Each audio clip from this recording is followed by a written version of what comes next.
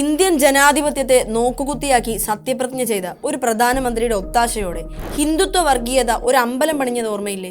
വർഗീയ കലാപവും നരഹത്യവും നടത്തിയതിന്റെ ന്യായീകരണം പോലെ ഒരു അമ്പലത്തിന് മേലുള്ള അത്ര വലിയ താല്പര്യത്തിന് ഭരണകൂടം വരെ അന്ന് കുടപിടിച്ചു. അതിന്റെ കാരണമാണ് ഇപ്പൊ കുറച്ചു ദിവസങ്ങളായി പുറത്തു വരുന്നത്. അയോധ്യ രാമക്ഷേത്രത്തിന്റെ ട്രസ്റ്റിൽ നടക്കുന്നത് രാജ്യം കണ്ടിട്ടുള്ളതിൽ തന്നെ ഏറ്റവും വലിയ ആത്മീയ കച്ചവടമാണ്. അമ്പലത്തിലേക്ക് രാജ്യത്തുള്ള പല സ്ഥലങ്ങളിൽ നിന്നും ജനങ്ങൾ നൽകിയ സ്വർണത്തിന്റെയും വെള്ളിയുടെയും കട്ടകൾ കാണാതായിരുന്നു.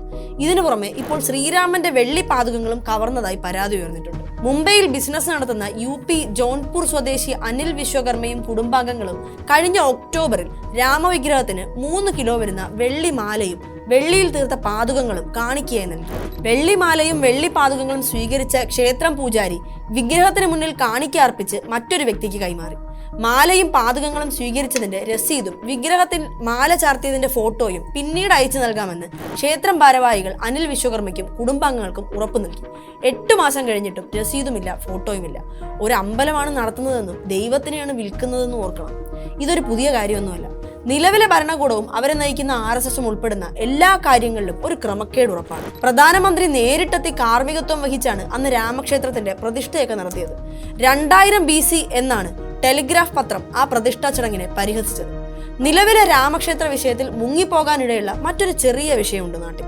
ലക്ഷക്കണക്കിന് വിദ്യാർത്ഥികളുടെ ജീവിതവും സ്വപ്നവും വെച്ച് പന്താടിയ നീറ്റ് പരീക്ഷ ക്രമക്കേടാണ്. കഴിഞ്ഞ ദിവസം നടന്ന പുനഃപരീക്ഷയ്ക്കും വലിയ ക്രമക്കേടുകൾ നടന്നതായാണ് വിവരം. പലരെയും അറസ്റ്റ് ചെയ്തു. മിനിറ്റുകളുടെ വ്യത്യാസത്തിൽ വിദ്യാർത്ഥികൾക്ക് അവസരം നഷ്ടമായി.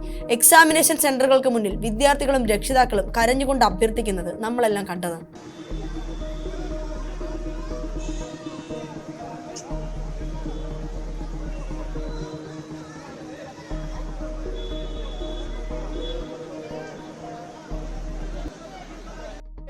आपको 1 घंटा पहले आना चाहिए।